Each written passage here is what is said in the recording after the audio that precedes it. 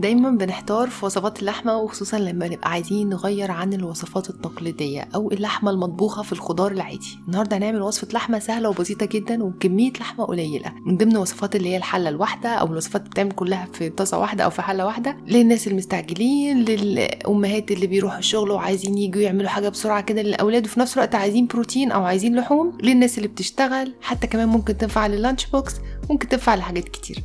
بس قبل ما نبتدي الفيديو، لو أول مرة تشوفوني أنا اسمي نادية، ما تنسوش تشتركوا في القناة ولايك وشير لو عجبكم الفيديو. في الوصفة دي ممكن تستخدموا أي نوع من أنواع اللحوم اللي هي ما بتاخدش وقت في السوا، يعني ممكن تستخدموا لحمة اللي هي الستيك أو لحمة البوفتيك أو أي نوع لحمة طرية ممكن يعني تستوي على طول على النار من فوق. أنا مستخدمة على فكرة لحمة بتاعة البوفتيك، نفس القطعية بتاعة البوفتيك اللي احنا بنحمرها. يعني لو حتى عندكم شوية بوفتيك ومش عايزين تحمروها ممكن تعملوا الطريقة دي. اول حاجه قطعت بصلايه كبيره، ولو مفيش بصل كبير يبقى هنقطع بصلتين متوسطين. قطعت كمان 2 من الفلفل الرومي، وانا مستخدمه 500 جرام او نص كيلو من اللحمه، يعني الكميات دي لنص كيلو من اللحمه. تبلت اللحمه بالملح والفلفل فقط في المرحله دي، وانا انتوا عارفين ان انا انتي مواعين ما بحبش الاطباق كتير ومواعين كتير، فهتبلها بالملح والفلفل وهي في مكانها كده زي ما هي كده، وهقعد اقلب فيها كده في الملح والفلفل الاسود.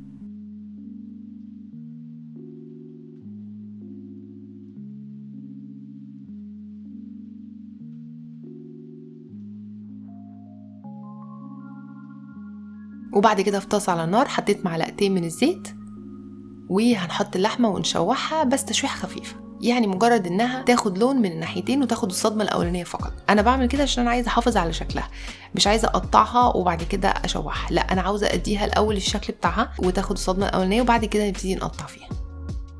زي ما قلت مش لازم انها تاخد لون، بس مجرد انها يعني لونها يتغير وتاخد الشكل بتاعها.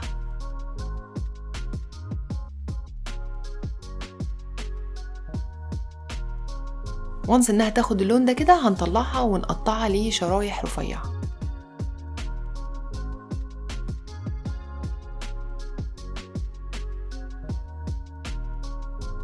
سمك القطع يرجع لكم، ولكن هو ده السمك اللي انا عملت بيه اللحم.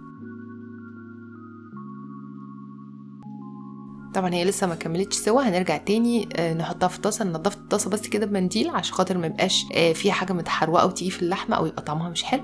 وبعد كده حطيت اللحمه بالجيوس بتاعتها، يعني بالميه اللي نزلت منها بكل حاجه منها، وهنكمل بقى سواها ونقلبها ونبتدي بقى نحط عليها البهارات. انا حطيت شويه فلفل اسود كمان، ومعلقه صغيره من البصل باودر، معلقه صغيره من الثوم الباودر، و3 معالق كبيره من الصويا صوص. انتوا عارفين ان صلصه الصويا من الصوصات اللي منتشره في المطبخ الصيني، فانا حابه ان انا اديها نكهه صينيه.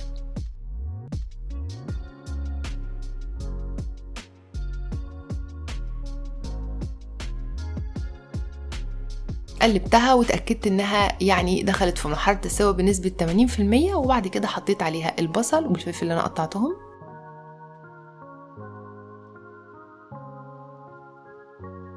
قلبتهم، وبعد كده اخر حاجة حطيت معلقتين من الزيت علشان خاطر اللمعة، لان هي الدهون اللي فيها طبعا قليلة جدا وهي خفيفة على فكرة، واكلة خفيفة جدا.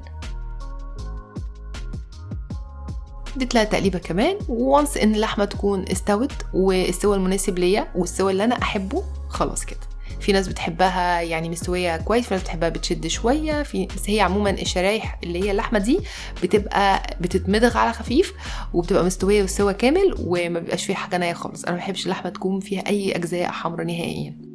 قدمتها مع رز الابيض، وممكن على فكره تقدم مع مكرونه مسلوقه، مكرونه بيضه من غير اي صوصات ولا حاجه، هي اوريدي لحمه لوحدها فيها طعم حلو جدا، فهينكه الرز وهينكه المكرونه. وبس كده، اتمنى ان الفيديو يكون عجبكم، ما تنسوش تجربوا الوصفه وتقولوا لي رايكم فيها، واشوفكم ان شاء الله المره الجايه في فيديو جديد.